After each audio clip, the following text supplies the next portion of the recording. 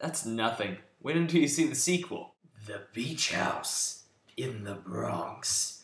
Hello and welcome to my review of The Cabin in the Woods, starring Chris Hemsworth and Richard Jenkins. Yes, this is the solution to every rainy day.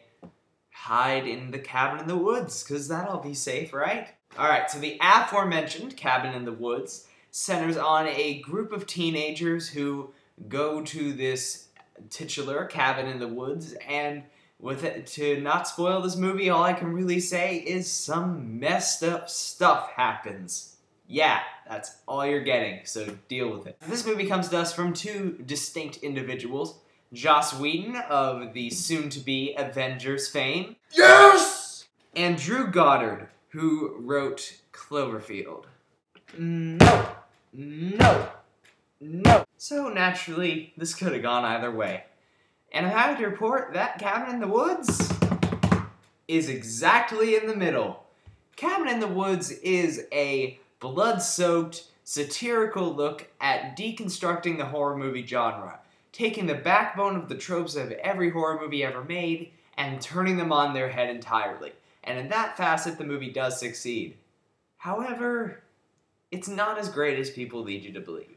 Instead of really kind of reviewing the basic aspects of this movie, because they're all just kind of generic. The actors are okay, the effects are okay, some of the set pieces are pretty good, and the movie's well made. That's all. That's what you gotta know, like, criticism-wise. So I'm just gonna relay my experience watching this movie. This thing starts out kind of in a typical, if sort of unique and satirical fashion. So I'm sitting there for the first part of it just going, yeah, it's okay, I don't see what the big deal is. Just a bunch of annoying teens just kind of going through the motions of these horror movies in kind of a more satirical backbone way. And I can't really get into how it's satirical without spoiling it, but the best I can tell you is that there's just two kind of things going on, and I'm like, I don't really know how this is going to really end up being original. So the plot starts and it gets into it, and, you know, there's some cool set pieces involving some monsters. I'm not going to get into it any more than that, and a couple cool kills, so I'm like, okay, kind of ramping up a little bit, but the whole time I'm sitting there wondering two things. Why is this movie so crazy? Why does everyone think this movie's so crazy? And this thing really needs to be bloodier. And at the last 30 minutes of the film, this movie sits you down and goes, hey, don't worry about it. I got it covered. It's like I psychically communicated with the movie, and it answered my question, because for people who've seen the movie, you'll know what I'm talking about. As soon as you get to the elevator scene, from then on, this movie goes batshit. It just goes off the rails. It's ridiculous what happens in this movie. And for that hour or so that it started, I was like, it's alright, maybe 2.5 stars. It's kind of clever.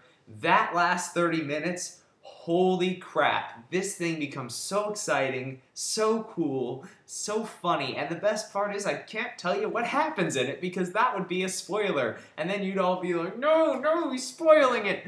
But let's just say I don't know how to describe it, it's just like a big mash of awesomeness that just starts at the end. And I was totally geeking out at the end, and my dad, who likes normal movies and not weird ones, was looking at me like, dude, what the hell did you just take me to? And I'm like, I don't know, because whoa, voice crack. Anyways, because it just loses itself and goes nuts and so meta at the end, and the just kind of final linchpin, the final twist of this thing really is brilliant. And if you think about it, you can apply the overarching plot of this movie into any horror movie, and it would make sense. It kind of provides like a backstory for why every horror movie in the world takes place. That aspect of it is brilliant. The only problems I have with this movie, really, is just that first bit of it is just simply too slow, a little, you know, it's just not... It's not great. Like I said before, the acting is not terribly spectacular. You know, it's just kind of... It's average for a good part of it. It's fun, but average nevertheless. It's really not until that last 30 minutes where the movie really gets good.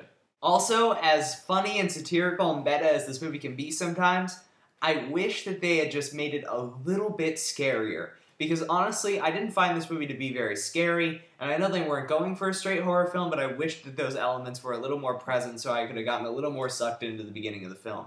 But overall, guys, Cabin in the Woods is something you definitely should seek out. It's not great, it's not the best movie ever like everyone's saying it is. It's not like the movie that's going to end all horror movies, but it's a clever look at kind of the arc of a typical horror movie, and then it just goes insane at the end. It goes bananas, bonkers, whatever you want to call it. Just craziness. And for that alone, I'm going to give Cabin in the Woods 3 stars out of 4. Definitely a solid horror diversion. And that was my review of the aforementioned Cabin in the Woods. I hope you enjoyed it. If you did, you can request a review, comment, subscribe to my channel, tell me what you think, do any of all of the above, and until next time, I'm Movie Kid Mike, making sure your time is worth your money.